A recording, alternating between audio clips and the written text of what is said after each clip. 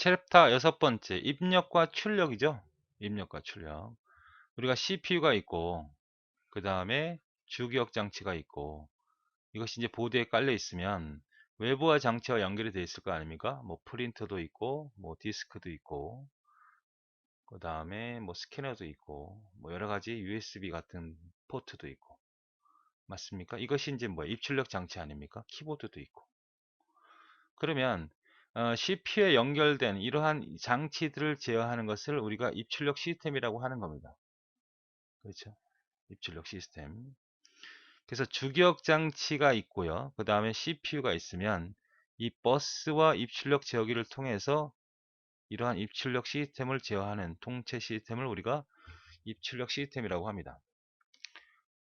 자, 그러면 여기에서는 인터페이스가 있겠죠? 제어기를 통해서 인터페이스를 통해서 바로 각각의 입출력 장치에 연결이 되어 있겠죠.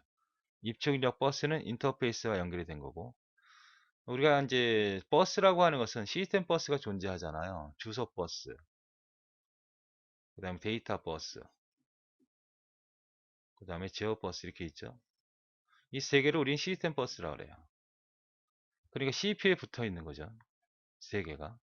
그런데 초기에는 이제 이게 입출력 버스도 존재했어요. 입출력 버스도 여기 연결이 됐는데, 입출력 버스를 이 USB 스캐너 이거는 뭐야? 회사마다 기계마다 다 다를 거 아니에요. 이 시스템 버스는 기종에 맞춰서 주소 버스는 예를 들어서 64비트를 쓰겠다. 데이터베이스는 뭐 64비트를 쓰겠다. 지역 버스는 뭐 32비트를 쓰겠다. 이건 기종에 맞춰서 그냥 픽스가 될 수 있는데 이 USB나 이런 것들은 다 다르잖아요. 그러면 이것은 픽스가 되지 않습니다. 그래서 초기에는 연결했지만 픽스가 되지 않기 때문에 상당히 관리하기가 복잡했단 말이야. 그래서 완전히 분리시키죠.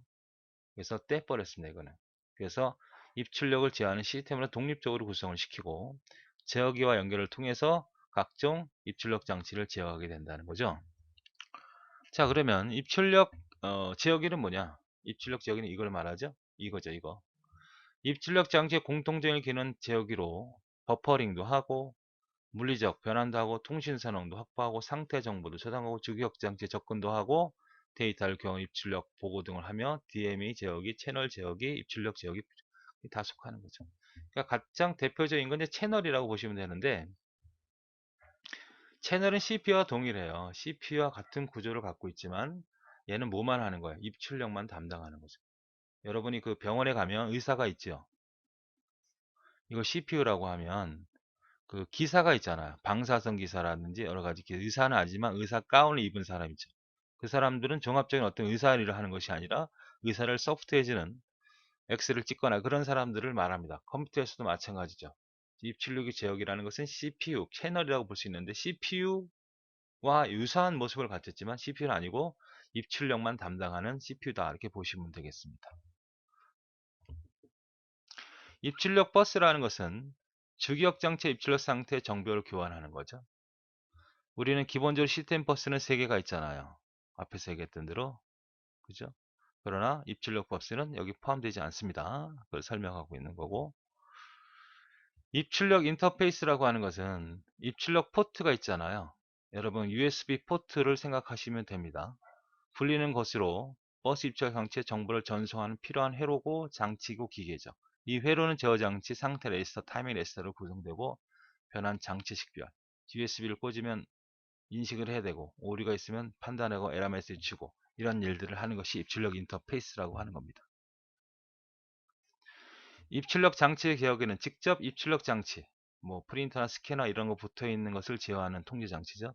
입출력 커넥터로 연결된 주변 장치를 제어하는 논리회로를 말하고 입출력 장치는 컴퓨터 시스템에 처리된 결과 사용자를 제공하거나 키보드, 뭐 마우스, 프린트, 스캐너 이런 것들이 다 입출력 장치라고 하고 IO 디바이스라고 얘기하는 거죠.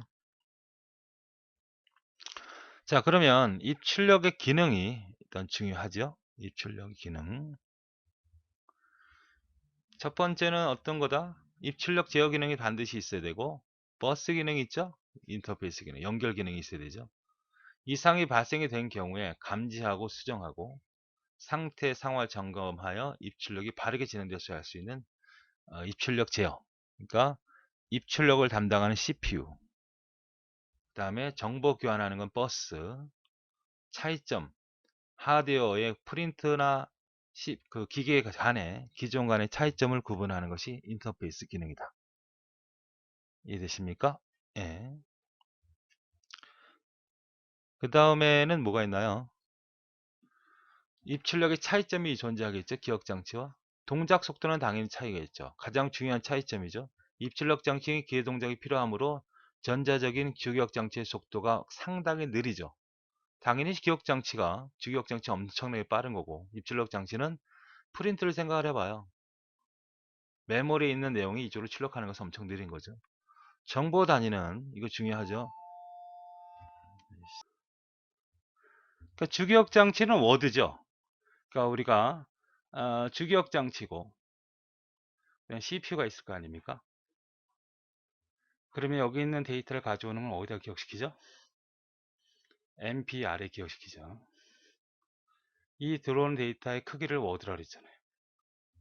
그것이 워드 단위이고, 입출력 장치는 단위는 문자 단위라는 거죠. 문자는 이제 A, B, C, 그러니까 한 8비트 단위로 전송할 수밖에 없죠. 프린트 하는 것도 마찬가지고 키보드 하는 것도 다 문자 단위로 처리되는 겁니다. 입출력 장치는 여러 개를 가지고 있어야 하므로 자율적으로 동작을 해야겠죠. 그죠? 기억 장치 하나밖에 없는 거지만 주기억 장치는, 입출력 장치는 키보드, 마우스, 스캐너 여러 가지가 있지 않습니까? 주기억 장치는 전자 회로이므로 거의 에러 발생률이 없지만, 입출력 장치의 경우는 전송 과정에서 여러 가지 에러 발생률이 높게 된다 라는 것까지 정확히 기억해 주시면 되겠습니다. 예, 두 번째 입출력 제어 방식이죠. 입출력 제어 방식은 이제 CPU가 직접 참여하는 게 있고요. 또 DAMA라고 하는 다이렉트 메모리 어세스, 직접 메모리를 접근하는 방법이 있고, 그 다음에 채널을 이용하는 이런 방법 세 가지가 있다는 거가 일단 중요하고요. 이제 CPU가 직접 입출력을 담당하는 거죠. 그럼 CPU가 직접 입출력을 담당하는 것은 CPU 안에 제어하고 있는 그 데이터가 있겠죠. 출력물이 있다고 합시다. 여러분이 뭐 워드로 작성한 내용이 있다고 할 거 아닙니까? 그래서 출력 명령을 가하겠죠. 그럼 출력 명령을 가한다는 것은 CPU 안에 있는 데이터 레지스터의 어떤 플래그 값이 변해요. 그러니까 CPU 안에 레지스터가 있죠. 그럼 예를 들어서 데이터 레지스터에서 출력을 전문으로 하는 그런 플래그가 있다고 합시다. 그것이 B 플래그라고 합시다. 그러면 여긴 1이고 이건 0이라고 합시다. 그러면 CPU가 지금 출력을 한다 그러면 이 부분을 어떻게 해줘야 될까요? 이 부분을 1로 만들어 놓겠죠. 그러면 이걸 갖다 계속 어떻게 돼? 0으로 갖고 있다 1이 되면 이 출력할 요소가 지정된 포커스를 찾아가서 이 내용을 원하는 곳으로 출력해 주는 겁니다. 물론 그때 모두 해요. 페리티 검사도 하죠. 오류가 있는지 없는지. 이렇게 해서 직접 입출력 장치에다가 출력하는 형태를 우리가 CPU가 직접 개입한다고 해서 CPU 제어에 의한 입출력 방식이다. 입출력 사이 인터페이스 있는 시스템에 적용하고, 근데 가장 큰 문제는 뭐예요? 이 CPU가 직접 참여하기 때문에 딴 일을 못하는 거잖아요. 그죠? 이런 단점을 갖고 있습니다. 그래서 CPU가 직접 참가하는 방법에는 두 가지가 있는데요. 하나는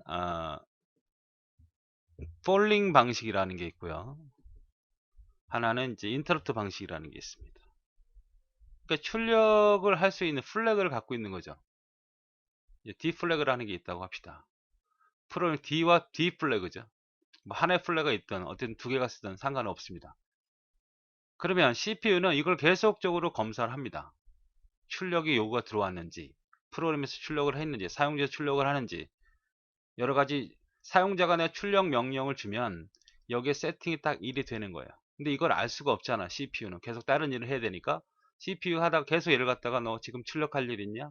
출력할 일 있냐? 계속 물어보는 거야. 이게 바로 폴링이라고 하는 겁니다. 폴링.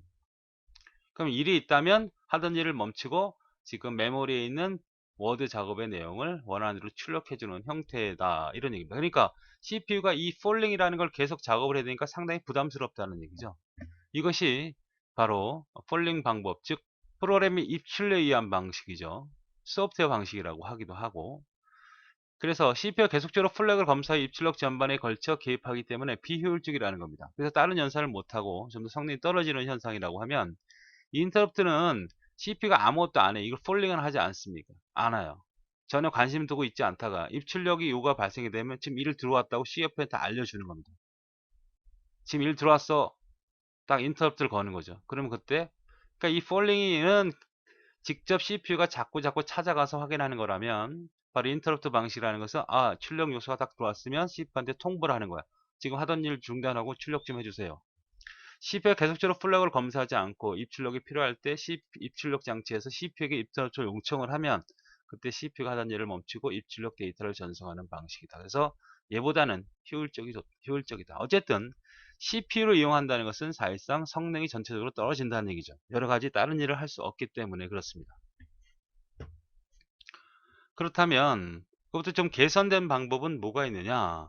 바로 DAMA죠. DMA. 다이렉트 메모리 어세스입니다. CPU 개입이 없다는 거죠. 아주 중요한 겁니다. 즉 다이렉트 메모리 어세스 주기억 장치에 있다면 이 내용을 직접 입출력 지역에 연결을 시키는 거죠. 그래서 이 내용을 바로 출력해주는 그런 형태를 DMA야. 그러니까 CPU는 전혀 관여치 않고 어떤 특별한 DMA 장치를 둬서 출력 명령이 떨어지면 CPU는 전혀 개입하지 않아. 니네들 알아서 해. 그러면 DMA가 바로 여기 메모리에 워드 작업에 출력 명령이 가 있다면 이걸 바로 프린트로 출력하는 거죠. 옛날에 단위 시스템에서는 전혀 생각지도 못했던 그런 시스템이라고 보십시오.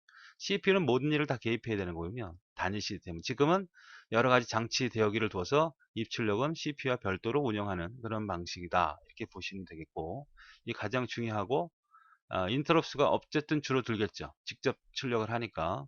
디스크와 같은 고속 장치에 사용한다. 이렇게 기억을 하시면 되겠습니다. 자, 그것도 약간 불안하다. 그것도 불안하니까 그러지 말고 CPU는 내가 나와 비슷한 놈의 능력을 갖고 있는 채널을 하나 줄 테니까 CPU와 유사하지만 누구만 담당해요? IO만 담당하는 전용 CPU를 줄 테니까 이놈한테 내가 지시를 낼 테니까 이놈의 지시를 따라라 출력하라. 이것이 바로 채널 지역에 의한 거죠. 입출력 전용 프로세서인 채널이 직접 주기억 장치에 접근하여 채널 프로그램의 채널 명령을 인출하여 채널 명령의 조건에 따라 입출력을 수행하는 겁니다. 채널이 직접 수행하는 겁니다. 대부분 지금은 다 이렇게 수행을 하지요. 자, 그래서 이것이 일단은 입출력 제어 방식의 기본 세 가지가 있다는 걸 잘 기억하시기 바랍니다. 그 세부적인 DMA가 뭐고 채널이 뭐고 그 다음에 폴링이 뭐고 인터루트 방식이 뭔지를 정확히 설명하고 구분하는 그런 능력이 있어야 됩니다. 예, 데이터 전송 방식에는 크게 두 가지가 있습니다. 스트로브 제어하고 핸드 쉐이킹이죠. 그 스트로브 제어는 내가 이제 데이터를 보낼 때 그러니까 컴퓨터에서 프린터 장치로 데이터를 보낸다고 합시다. 그러면 데이터를 보내는 선이 하나 있고요. 그리고 내가 데이터를 보낼 거라는 걸 얘한테 통보하는 겁니다. 야, 데이터 날아가니까 받을 준비해. 그리고 데이터 보내는 거예요. 단 이거의 가장 큰 특징은 전송한 데이터를 수신 측이 확실하게 수신될 수 있는지 알 수 없다는 거죠. 단지 수신 측한테 통보하는 거죠. 내가 데이터 보내니까 받아. 얘 응답을 안 하는 거죠. 잘 보냈는지 안 하는지 알 수가 없다는 거죠. 그러니까 제어선 하나와 신호를 주는 거. 데이터선 하나밖에 없다. 이거 하고 이거. 그 다음에 전송된 시간을 알려준다는 거죠. 언제 보낸다 라는 것만 알려주고 그 다음에 송신 측에 수신 측으로 보내는 방법과 수신 측에 보내는 방법 두 가지가 있는데 지금은 뭐예요? 송신 측에 수신 측에 보내는 방법만 선택을 한 거죠. 가장 중요한 거는 난 보내놓고 모르겠어. 네가 알아서 받았는지 안 받았는지 몰라. 일단 보낸 거지. 보낼 때니까 받아. 난 딴 일 할 거야. 이런 형태의 전송 방식, 데이터 전송을 스트로브 제어다. 중요한 건 이게 가장 큰 특징이죠. 그러면 수신하는지 알 수 있는 방법은 바로 핸드쉐이킹입니다. 핸드쉐이킹은 이제 악수하다는 얘기 아닙니까? 야, 내가 데이터선이 있어. 일로 데이터 날아갈 거야. 나 보낼 거야, 데이터. 받았어. 통보해 주는 겁니다. 바로 서로 의사가 있어서 악수하듯이 보내고 받는 개념이 존재한다는 거죠.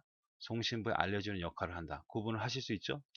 별도에서는 두 개가 필요하죠. 데이터 버스 외에 두 개의 선이 필요하다는 겁니다. 아시겠습니까? 이 두 가지를 구분하실 수 있으면 됩니다. 그 다음에 네 번째 형태는 뭘 말하는 거죠? 입출력 장치와 출력 장치, 그 입출력 장치를 구분하는 문제입니다. OMR, OCR 이런 것들은 다 뭐예요? 장치, 입력 장치고 프린터, XY 플로터는 뭐 뭐죠? 프레임카드 같은 거 출력하는 대형의 프린터, CRT 모니터, 컴 마이크로 필름, 사진 뜨듯이 그대로 출력하는 장치입니다. 요즘에 이제 스마트폰에서 찍은 사진을 찍어내는 형태의 기기다 이렇게 보시면 되겠고, 자기 디스크는 입력도 되고 출력도 되는 거고, 마이크로필름도 마찬가지고 자기 테이프도 마찬가지고, 녹음도 하고 기록도 하고 듣기도 하고 자기 드럼도 마찬가지입니다. 입출력 겸용. 그래서 입력 장치와 출력 장치와 입출력 겸용 장치를 잘 구분하시는 게 중요합니다.